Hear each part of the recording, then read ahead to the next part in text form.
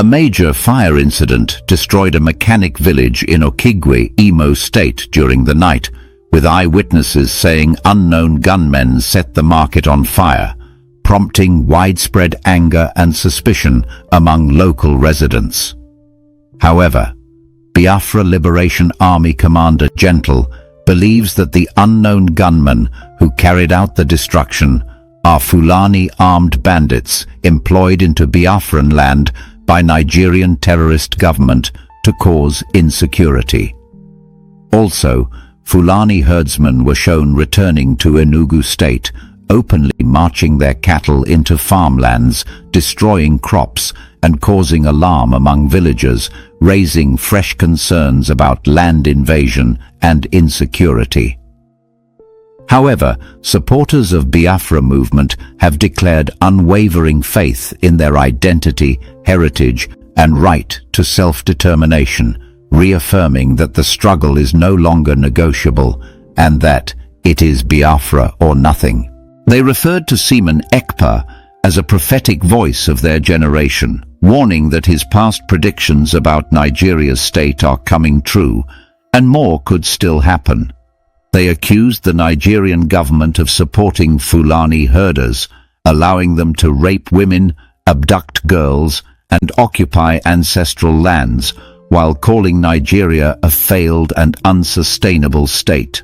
They criticized Yoruba political elites for previously supporting Muhammadu Buhari, blaming them for enabling evil and warning that Fulani expansionism could consume the entire South if not stopped.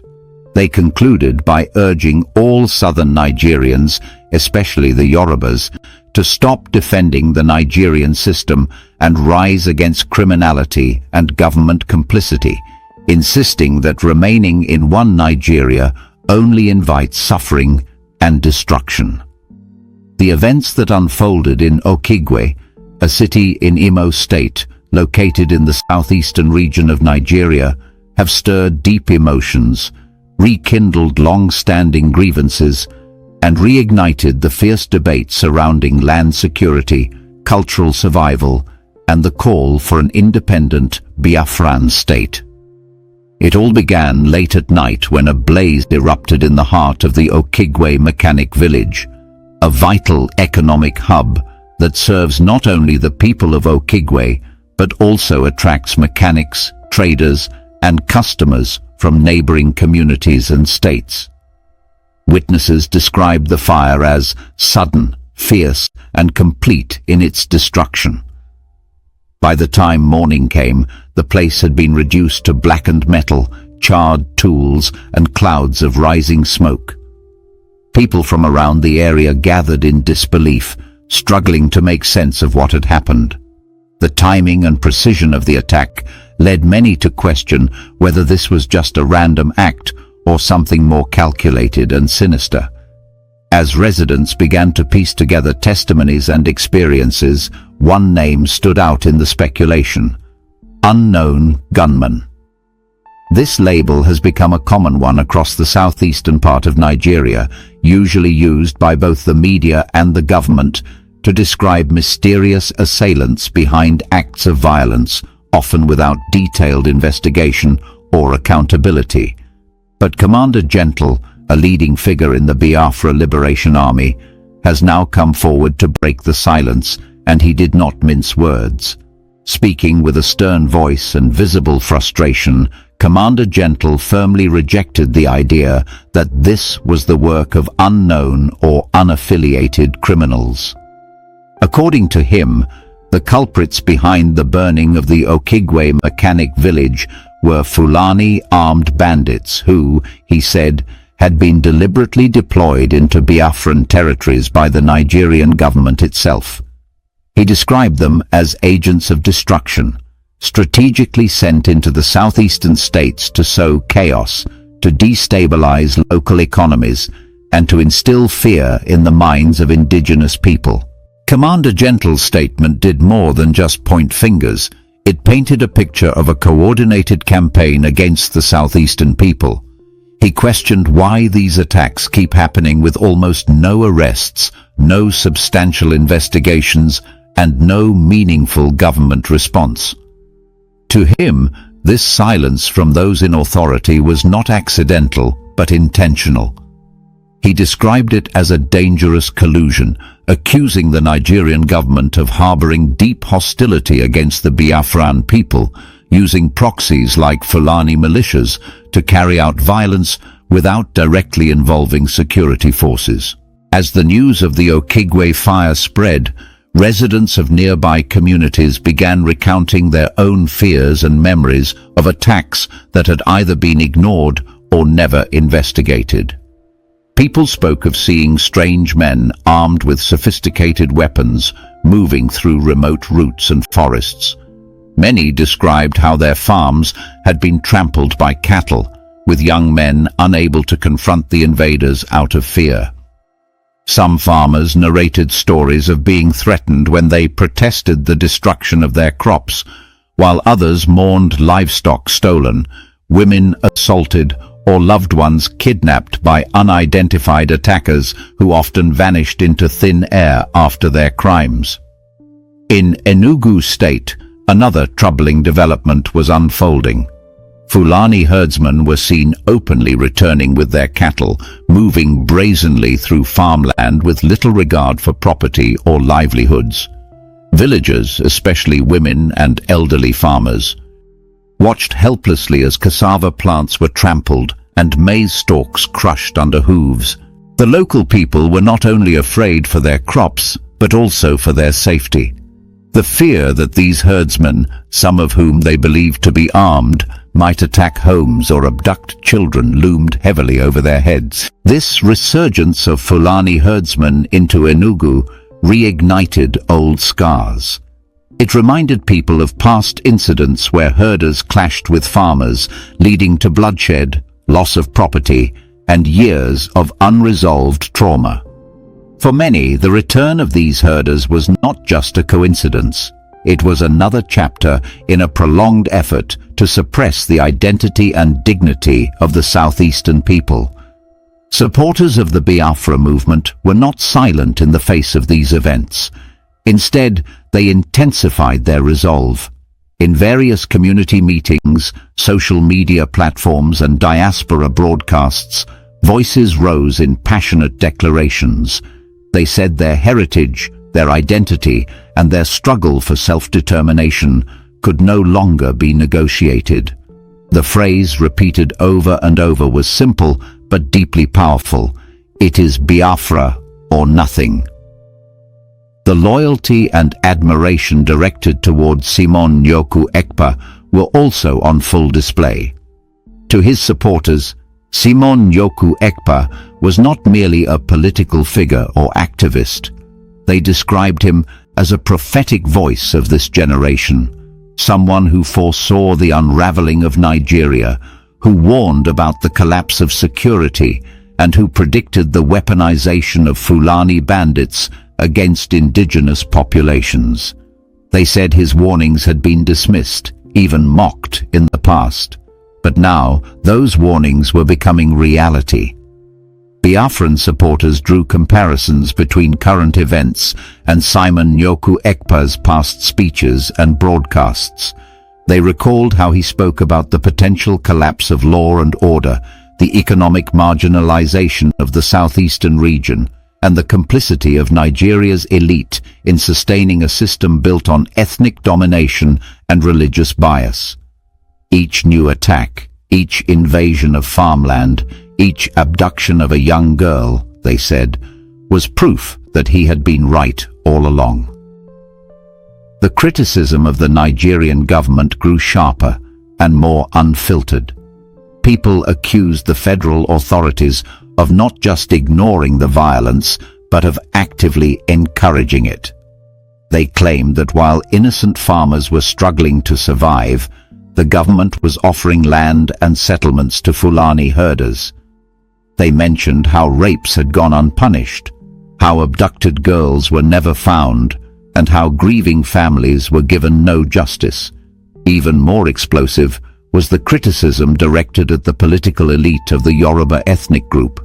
According to some Biafran voices, It was a betrayal when Yoruba leaders backed Muhammadu Buhari during his election campaigns. They said that support from the Southwest had given legitimacy to policies that ended up harming not just the Biafrans, but other Southerners too. They accused those elites of enabling what they described as evil, warning that the Fulani expansionist agenda was not stopping at the gates of Biafra. It was now moving westward and could consume the entire South if allowed. Even more explosive was the criticism directed at the political elite of the Yoruba ethnic group. According to some Biafran voices, it was a betrayal when Yoruba leaders backed Muhammadu Buhari during his election campaigns. They said that support from the Southwest had given legitimacy to policies that ended up harming not just the Biafrans, but other Southerners too. They accused those elites of enabling what they described as evil, warning that the Fulani expansionist agenda was not stopping at the gates of Biafra. It was now moving westward and could consume the entire South if allowed. In fiery speeches and passionate commentaries, they warned the Yoruba people not to be complacent. They urged Southern Nigerians to unite beyond ethnicity and to recognize the true enemy, which they described as a system rooted in oppression, domination, and false unity. Remaining in one Nigeria, they said, meant remaining chained to suffering, violence, and economic hardship. They called on everyone to stop defending the Nigerian state and instead rise against criminality, silence, and complicity.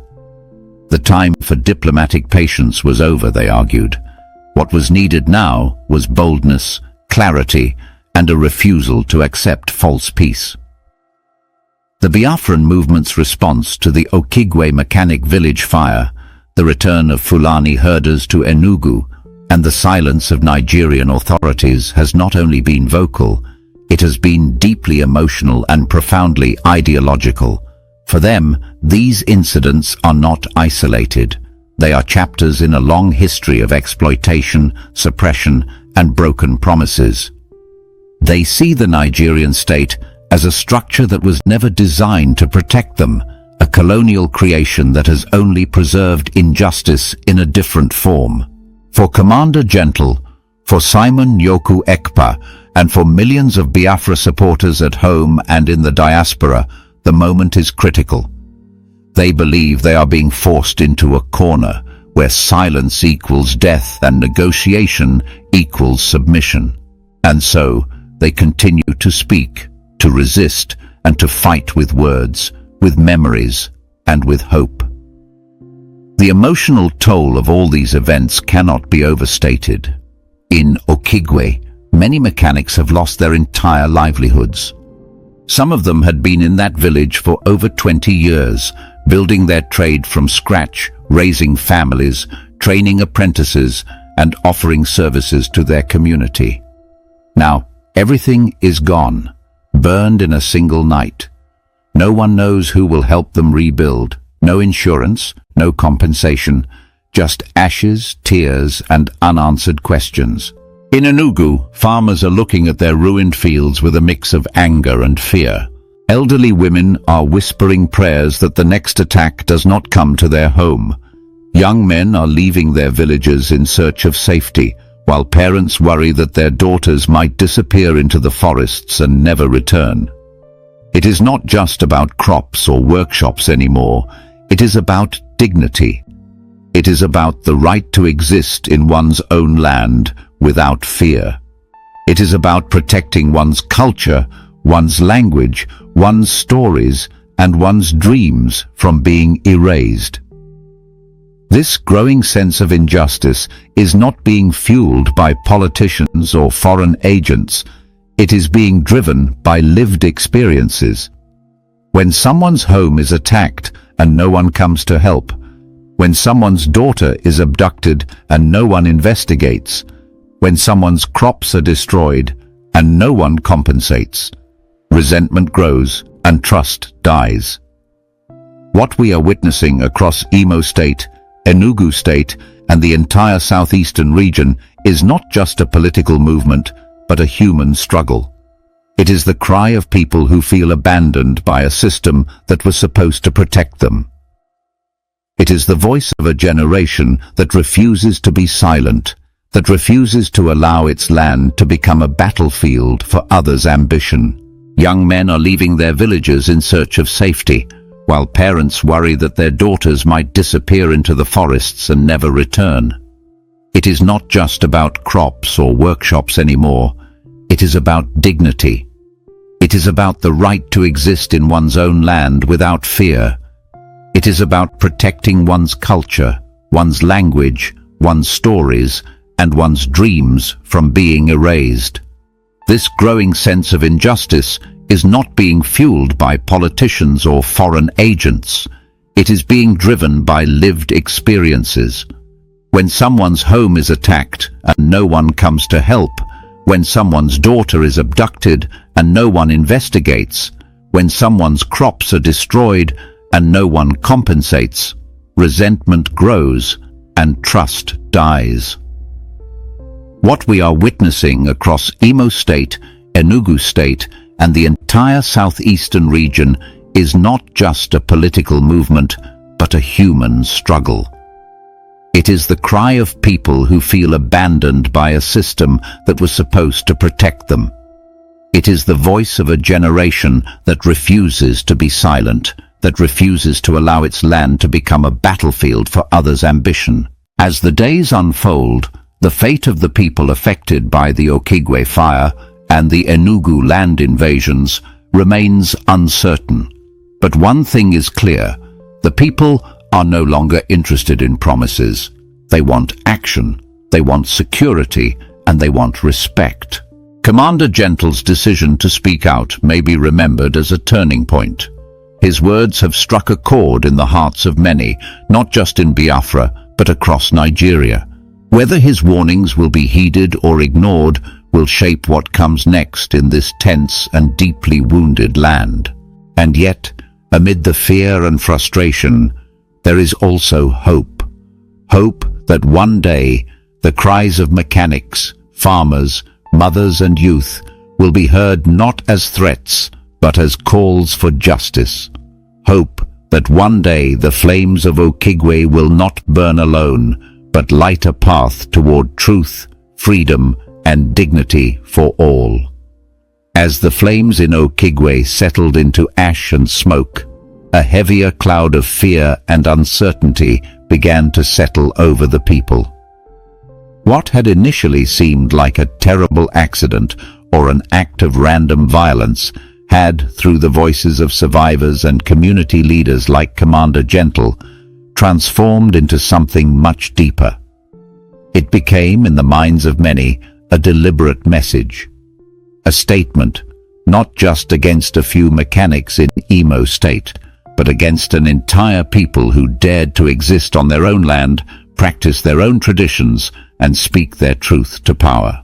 In the following days, social media was flooded with photos and videos showing the remains of the mechanic village. Burnt vehicles sat like skeletons in rows. Tools that once gave young men the dignity of honest work were scattered in pieces, melted by fire. A handful of mechanics, still dressed in singed overalls, stood around the ruins, their faces blank from shock. One video captured an elderly man, likely in his 60s, who had built his career in that village, kneeling on the ground, sifting through the blackened soil with his bare hands as though searching for pieces of his life. The video went viral, not because of the fire alone, but because of what the man said. In a voice cracking with emotion, he said, "They did not just burn my tools, they burned my future, my children's hope, and the work of my youth. Why would someone do this? What did we do wrong?" That heartbreaking question was echoed throughout Okigwe. Across the state, people gathered in town halls, in churches, and under community trees to talk, to grieve, and to find answers. The absence of any meaningful government response only deepened the sense of abandonment. Many residents said they did not expect anyone to be arrested or prosecuted. They had seen too many attacks like this before, burnings, kidnappings, shootings, only for the headlines to fade and the victims to be forgotten. That silence from the government was what caused Biafran Liberation Army Commander Gentle to speak out so publicly. For many Biafrans, his voice carries a weight beyond mere leadership. Commander Gentle, a man whose real name remains shielded from the public due to ongoing threats, has long been known among his people as someone who does not speak unless something truly demands it. So when he condemned the burning and squarely blamed Fulani armed bandits sent by the Nigerian state, it set off a tidal wave of reactions. Supporters of the Biafran Liberation Army began organizing neighborhood watches again.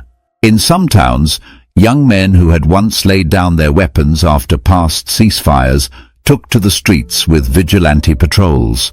They didn't wait for the Nigerian police, whom they no longer trusted. They carried out their own investigations, interviewing eyewitnesses, setting up checkpoints, and documenting the movement of strangers in their areas. It was during one of these community patrols that a disturbing discovery was made. In the outskirts of Okigwe, near a wooded area often used as a shortcut by travelers, villagers found camp remains, burned firewood, empty food packs, pieces of camouflage clothing, and a few rifle shells. Nobody claimed ownership of the site. No local group recognized the materials. For many in the community, this was all the proof they needed that outsiders, possibly well-trained and well-supplied, had used their land as a staging ground for the destruction. It was not just in Okigwe. Reports began coming in from parts of Enugu state where Fulani herdsmen were returning to the farmlands with shocking confidence. In a community near Nsukka, a group of women returning from their farms were said to have encountered a herder who blocked their path and ordered them to turn back. When they protested, he allegedly pulled out a weapon, threatened them, and warned them that the land now belonged to the new owners. The women fled and told their village elders, who quickly convened an emergency meeting. By this time, the warnings from Simon Nyoku Ekpa began to take on new meaning. In years past, many Nigerians, even some in the southeast, had dismissed him as a loud voice on social media. But in these moments, his past predictions were being replayed with startling clarity. He had said that the Nigerian state would slowly hand over indigenous lands to Fulani herdsmen. He had warned that security forces would pretend not to see the invasions. He had cried out that someday entire towns would burn and the people would be left to count their dead in silence. Now that silence was everywhere, on burnt soil, in broken families, and across communities where trust in the Nigerian government had completely collapsed. But there was also growing unity among southern voices. From Delta to Cross River, from Anambra to Ondo, people began speaking out. Even in some Yoruba communities, leaders who once avoided Biafran topics began to openly criticize the federal government's silence on the Fulani invasions. Religious leaders, especially pastors and priests in the Catholic and Anglican churches, gave fiery sermons. In one powerful Sunday service in Aba, a Catholic priest shouted, "If we keep quiet today, they will take our homes tomorrow. If we do not cry out for justice, we will die with our mouths closed." Calls for southern unity gained momentum. Some youth groups from the southwest issued public statements, warning that Yoruba land too was being tested. They reminded their people about past invasions in Oyo and Ondo, where Fulani herders had clashed with local farmers. One youth leader in Ibadan said, "What they did in Okigwe can happen here. The fire that burns Biafra today can reach us tomorrow if we keep pretending it is not our fight." These calls were echoed by civil society organizations in Lagos and Port Harcourt, who organized rallies and webinars to talk about insecurity, land rights, and the failure of governance. The online space, especially X, formerly Twitter, became a battleground of its own. Hashtags like #Okigwe burns, #Biafra struggle, and #Stop Fulani expansion trended for days. Videos of the burning mechanic village were viewed by millions, with some Nigerian celebrities even joining the conversation to call for investigation and justice. Yet, through all this, the Nigerian government remained largely mute. No official visited the site. No presidential statement was released. The police issued a one-paragraph note saying they were investigating, but no updates followed. For the people on the ground, this was nothing new. It was the same template they had seen after every attack: a brief statement, a promise to investigate, and then silence. Whether the Nigerian government realizes it or not, something irreversible has been set in motion. The burning of Okigwe Mechanic Village may have been intended to frighten a community, but instead, it has lit a fire in their hearts that no gun or government can put out. It has reminded a generation of what is at stake: their identity, their homes, their families, and their future. Mechanic village and jala. Mechanic village and jala. Mechanic village and jala. Mechanic village and jala. Mechanic village and jala. Oh jala. Oka ni uko akakwa front. Kuni uko akakwa front. Jesus. No, everyone can also be draw one more. Everyone come out the baby na uri. Mechanic village more yoko.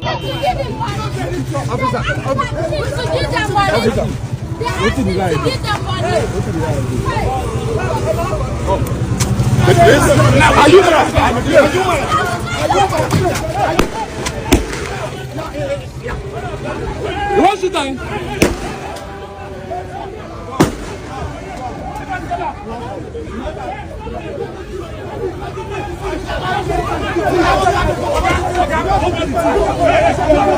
Come. The shoot going like this. I'm not talking about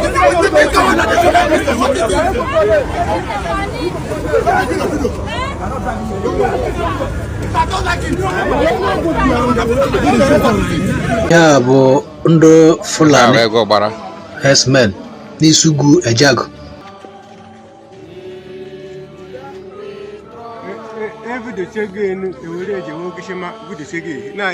This is happening live at Egobara Isugwe Mene.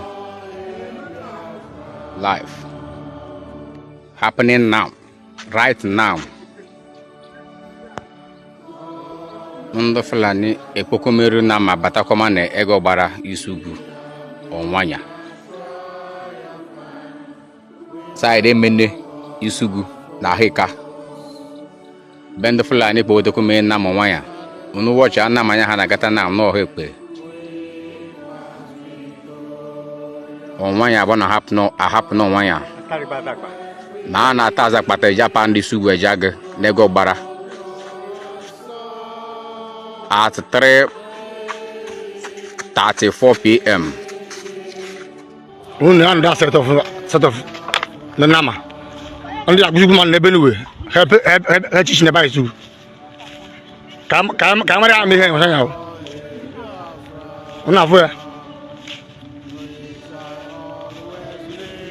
Another set. The secondary school is to go fire. No feed bear no. I'm here before time is before it's too late.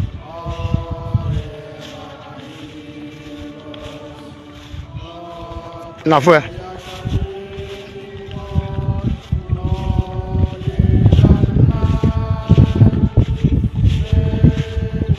I have a man with you.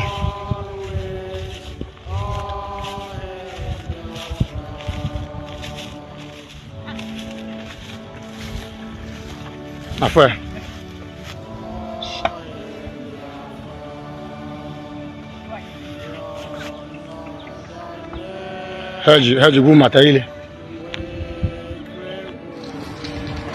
Today is 23rd June 2025. Today is sit at home. Amazon can sit at home is 120%. You can see the whole shops at the shopping center are locked up at the evolution. No one forced them, no one cajoled them. You can just see everywhere is shut down. Today is Monday. Sit at home for their freedom. So they believe so well that the freedom is ultimate than any other thing you can talk about. So free the Biafra. Let men and women of the world that know what they call righteousness, freedom. I call Biafra. Eastern Nigeria is called Biafra. We are Biafra. You can't deny us our heritage, nor culture. This is who we are. We are going home. Citizens to fly everywhere. We're going home. There's no going back. It is Biafra or nothing. Global News Arena report from the side of the world, the industrial hub of Africa. Everywhere. It is awesome. God bless you, everybody. Your daughters are being raped, your daughters are being abducted, and the whole national government, presidency, is supporting such people. And you're telling me that Nigeria is viably sustainable? Is that what you're telling me? That somehow this contraption is sustainable, it is viable? It can never be. Because the more you stay in one Nigeria, the more you are inviting the Fulanis to take over your ancestral lands, to take over your villages, and to make life a misery for you.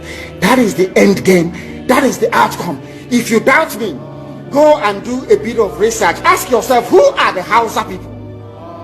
Who are the Nupe people? Who are the Bachama people? All of these people were steamrolled by the Fulani march to the Atlantic Ocean. And now they're in Yoruba land. They're in their forests. They are in their forests. And who is going to drive them away from there? If not the Yoruba youths. Forget about your useless governors. Your elders are very strong. I love Yoruba elders. The way they behave, the way they talk. Very, very strong. They said they support Akeredolu. This governor from those states. They support him in what he's doing. People must come out to say that enough is enough. When you travel to the north, do you live in the forest in the north? The Igbo people in Sabongeri in Kanu, are they living in of course it's Hausa land, are they living in the forest? They came to the town, they work very hard, they build houses, they build mansions, they develop the entire place. Is that not what they do? What are Fulani people doing in our forest? Nobody can answer that question. They say that they're pastoralists.